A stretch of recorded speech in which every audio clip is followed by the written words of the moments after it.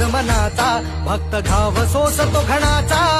तुला प्रसाद मनाचा, भक्त घाव सोसतो घणाचा.